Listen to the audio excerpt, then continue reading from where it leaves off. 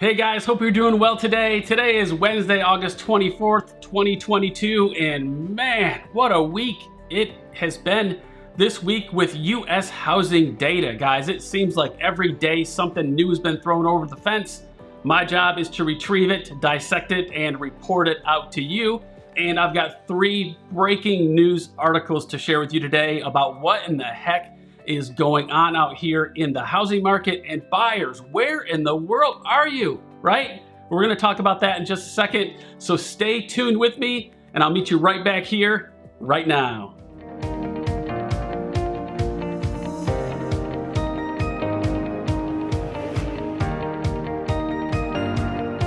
Hey, welcome back to the channel. If you are new to the channel and we have not met yet, my name is Brian Taylor and I'm the owner of Dreamline Realty right here in Charlotte, North Carolina.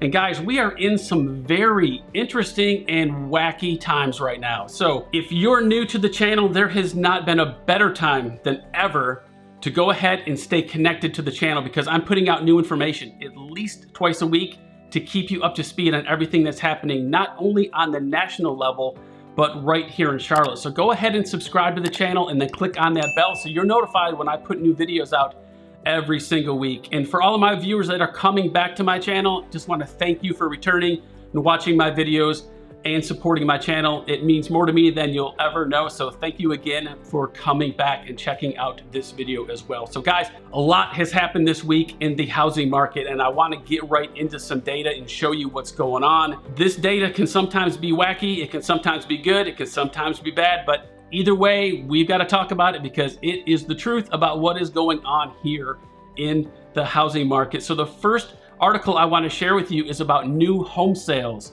So this article came out from Barron's and it says new home sales fall to their lowest level in 6 years.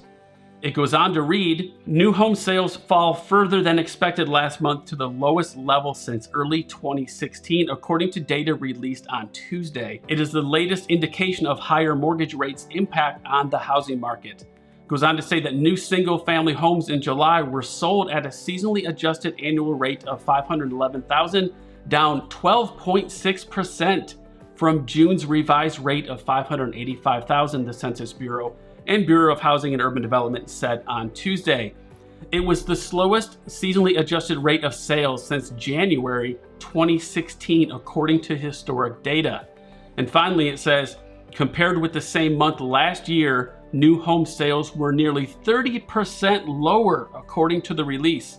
Census has anticipated a significantly smaller pullback, with estimates calling for a July rate of $575,000. So guys, we've talked about this forever, and I keep beating a dead horse here when I'm talking about new construction, but guys, builders have inventory coming out of the ground. They've got a major backlog of stuff that they have agreed to build, and buyer demand is essentially going scarce. Like, where are all of the buyers? Well, it's obvious that rates are going up, so buyer affordability has come down. A lot of people are sitting on the sidelines, and I can't blame them for that. But for you buyers out there that are still in the market, I've talked about this. New home construction is the place to be. So with all of this inventory coming out of the ground and all the backlog that the builders have, right? They are naturally going to give up incentives to get you into the model homes to try to get you interest in these houses. We are seeing price drops. We are seeing $15,000, $20,000 in closing costs and money to buy your interest rate down. We're seeing builders throw in blinds, appliances. I mean, they're throwing everything at it, right? But I want to show you kind of where we are with all of this inventory from a month's supply level. So look at this chart right here. So the months of supply of new home construction on the market right now is over 10 months of supply. That means if nothing else came on the market right now on the new construction side, it is going to take just over 10 months for everything to sell. Guys, that is a big, big number. I want you to look here on the yellow line though. Go down to 2020. You can see at the bottom of the dip there, that was about 3 months of supply. Now that puts us at about May of 2020. And look how far the inventory level has risen from a month of supply in just about a year and a half. It is almost up to over 10%, guys. That's a big number. So as again, these builders are really aggressively trying to unload this inventory. So if I can help you or my team can help you on the new construction side, guys, just reach out to me. I'd be happy to get you a list of everything going on the new construction side so you can see exactly what's coming on the market, what price decreases are being taken, and what stuff is selling. I'm not going to go into this in too much detail now, but I have a new construction report that I'm going to link a video at the end where you can watch a video, my past videos where I talk more in detail about this new construction report and tell you how to get your hands on it. So stick to the end and I'll show you where to find that new construction report. All right, guys, let's shift gears now and let's talk about what's going on with existing home sales. So much like the same is happening with new construction, but not quite as dramatic, right? So this article came out, this is the National Association of Realtors. It says existing home sales retreated 5.9% in July. It goes on to say that existing home sales fell for a 6th consecutive month to a seasonally adjusted annual rate of 4.81 million. Sales were down 5.9% from June and 20.2% from 1 year ago. It goes on to say that the median existing home sales price climbed 10.8% from 1 year ago to $403,800.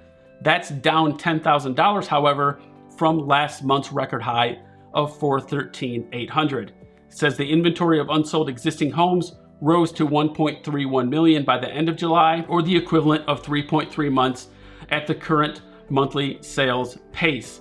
So guys, what we're seeing again here on the existing sales side, right? Buyers are essentially putting themselves on the sidelines, right? As they keep hearing this news that's coming out in the media, they are, number one, a lot of them cannot afford to buy right now due to how prices have gotten and interest rates have gotten. Affordability for them is just something that they can't deal with and qualify for right now, which completely makes sense.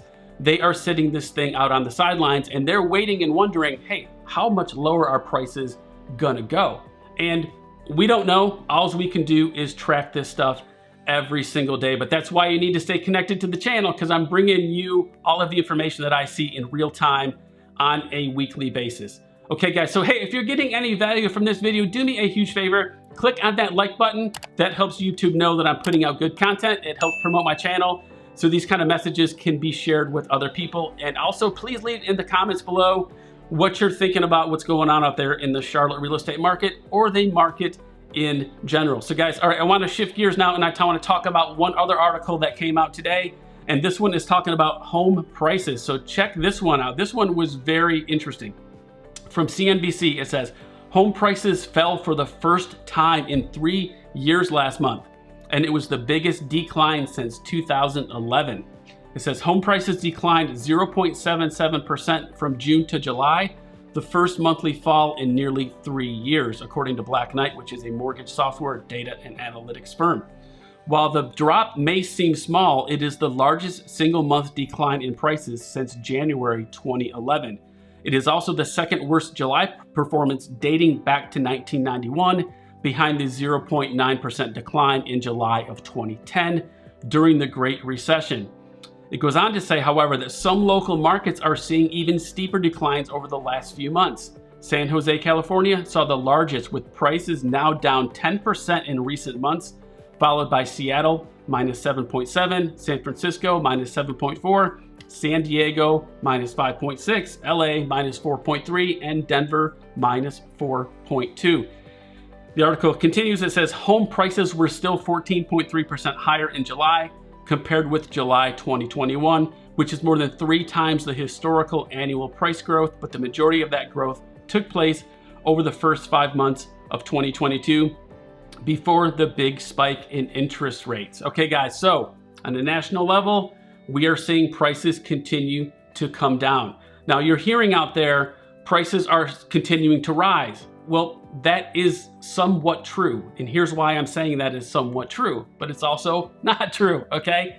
Everybody's comparing what closed, for example, in July 22 to July 2021. Naturally, in that year, when price appreciation went up 20%, and you compare it back a year ago, yes, you're gonna have a price appreciation number that is high. That's just gonna happen because you're going back 12 months. But what we're gonna start seeing as we continue through time, as prices continue to soften, that price appreciation number year over year is going to continue to go down. So what we really also want to pay attention to, and here's why it's not actually true, in my opinion, of course, is because if we compare home prices from the month before, that's when we're going to start seeing this decrease happen, right? It makes more sense, in my opinion, to say, hey, when we get into the month of October, let's look at what home prices sold for in October versus what they sold for in September. And we're going to see that number come down because, guys, people are not paying over asking price anymore for houses.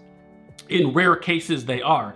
But most homes that are selling right now are selling for list price or under list price. So we're going to start seeing this number come down. So I want to make sure I'm real clear on that for you because sometimes that data can be a little bit misleading. Okay, guys, last thing I want to leave you with today is interest rates. So wow, what a dang roller coaster interest rates have been on. It is crazy. So 7 weeks ago, when the big interest rate hike kind of hit, we went up to 6.28%.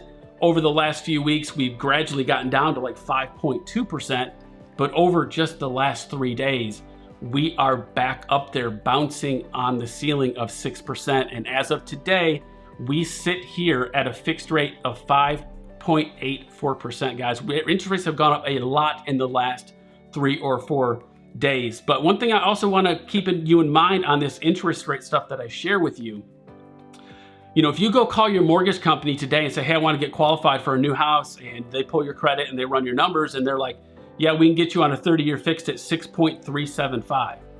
And you're thinking, well, I just watched a video that Brian shot and he said rates are at 5.84. This 5.84% interest rate is going to be for you borrowers out there that are going to have a 740 or 780 credit score and are putting down 20% on a conventional loan. If your credit score is lower, if you're doing an FHA versus a conventional, there are different factors involved in there, but mostly it comes down to credit score and how much money you're going to put down. These interest rates are going to be higher than what I'm sharing with you right now. Just want to make sure we're super clear on that. This is for the well-qualified buyer that is going to be putting a large chunk of money down and has a really high credit score. So guys, all right, that's what I got for you today. I promised you guys I would link a video up here. I'm going to do that in a second. If you want to watch this video now, you can get a hold of that new construction report that I briefly talked about earlier in the video, guys. Thanks so much for watching. I hope you guys have a fantastic day, and thank you so much for tuning into my channel. I really, really appreciate it. And as always, guys, make it a great day.